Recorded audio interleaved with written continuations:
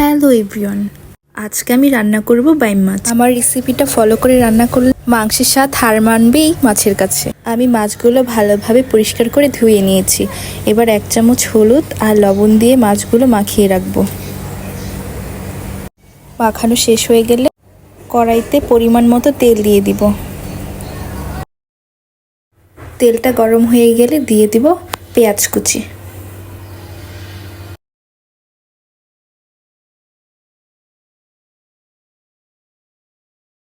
এবার ভালোভাবে নেড়ে চেড়ে নিব। এবার দিয়ে দিব কাঁচামরিচ।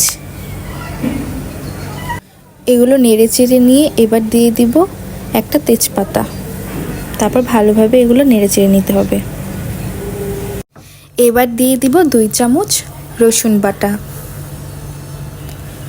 আর দিয়ে দিব 2 চামচ আদা বাটা, আর দিব 1 চামচ জিরা বাটা। মশলাগুলো তেলের সাথে ভালোভাবে কষে নিতে হবে, যাতে মশলাগুলোর কাঁচা স্মেল চলে যায়। তারপর দিয়ে দিব সামান্য পরিমাণের পানি, যাতে মশলাগুলো লেগে না যায়। তারপর এগুলো ভালোভাবে নেড়ে চেড়ে নিতে হবে।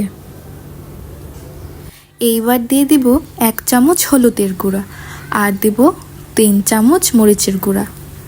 ঝালটা আপনাদের পছন্দ অনুযায়ী দিবেন। বাইম মাছটা ঝাল ঝাল করে রান্না করলে খুব মজা হয়, তার জন্য আমি একটু ঝাল দিয়েছি। মশলাগুলো কষানো হয়ে গেলে এবার দিয়ে দিব পানি। মশলাটা কষানো হয়ে গেলে যখন পানিটা টেনে যাবে তখন দিয়ে দিব পানি। এবার দিয়ে দিব স্বাদ মতো লবণ।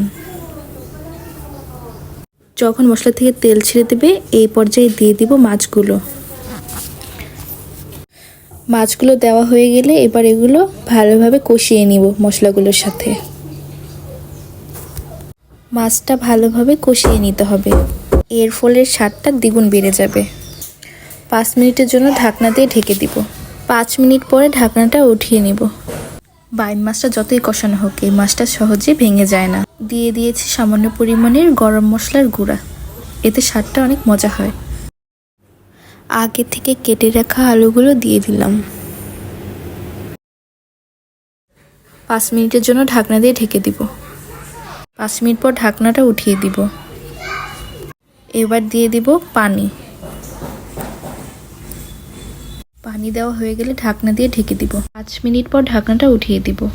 দেখতেই পাচ্ছ মাছ রান্নাটা হয়ে গেছে। দেখো কালারটা কত সুন্দর এসেছে, খেতেও ভীষণ মজা হয়েছে। রেসিপিটা ভালো লাগলে সাবস্ক্রাইব করে অবশ্যই আমার পাশে থাকবেন।